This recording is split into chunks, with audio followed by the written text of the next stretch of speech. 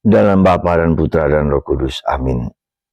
Para saudara, pengalaman pahit tidak jarang berguna bagi kita. Obat yang pahit tak jarang dapat lebih menyembuhkan daripada obat yang manis dan enak. Saya kira inilah salah satu misteri dan kebajikan kita, adalah bahwa obat yang pahit, ramuan yang pahit bisa menyembuhkan.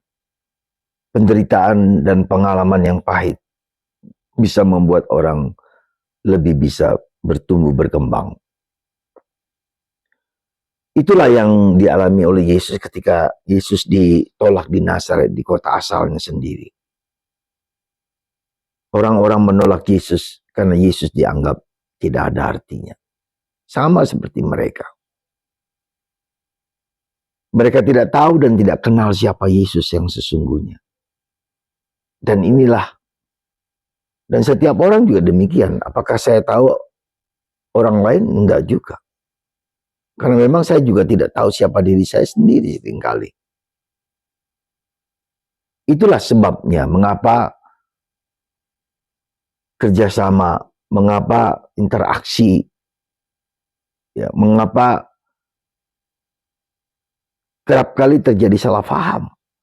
Karena kita tidak mampu mengerti orang lain. Karena kita tidak mampu memahami orang lain apapun. Bahkan karena kita juga tidak mampu mengerti diri sendiri.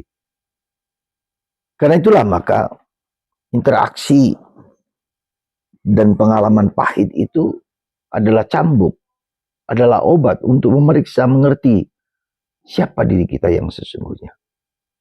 Siapa diri kita yang sebenarnya. Dan kita diajar untuk bersikap demikian.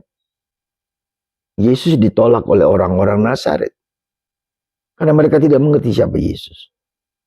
Atau mereka menganggap Yesus adalah sama seperti mereka. Dan ini mengandaikan kepada kita latihan untuk memeriksa diri kita sendiri, untuk introspeksi, tapi juga latihan bagi kita untuk apa? Untuk belajar berproses. Berproses untuk memahami orang lain, berproses untuk memahami diri sendiri, berproses untuk mengembangkan hidup kita sendiri. Itulah ya, yang harus menjadi tantangan kita bersama. Untuk yang menjadi suatu dorongan untuk menjadi tumbuh berkembang, untuk melihat kekurangan tapi juga melihat kelebihan kita masing-masing. Yesus ditolak, dan pengalaman pahit itu juga menjadi peringatan bagi orang Yahudi yang keras kepala, karena mereka tidak mau mengerti, tidak mau menerima Yesus. Dan ini menjadi suatu dorongan bagi kita, bagi umat Katolik, umat Kristen, bahwa ternyata Yesus dengan penolakan itu mau mengatakan karya keselamatan Yesus tidak hanya untuk diri mereka sendiri, hanya untuk orang Yahudi, tapi juga untuk setiap orang. Ya, untuk siapapun juga, untuk segala bangsa, untuk dunia. Ya. Semoga pengalaman ditolak ini juga mengajarkan kita untuk bisa memahami, mengerti, menyelami, ya, mencintai orang lain dengan lebih baik, lebih benar.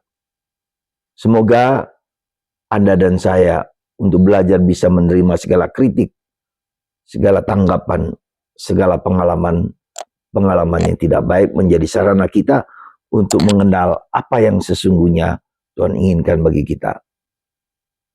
Dengan pengalaman pahit ini juga membuat kita bisa mengerti apa yang Tuhan inginkan bagi kita. Mungkin Tuhan ingin membelokkan arah hidup kita untuk tujuan yang lain, karena suatu peristiwa yang tidak menarik, tidak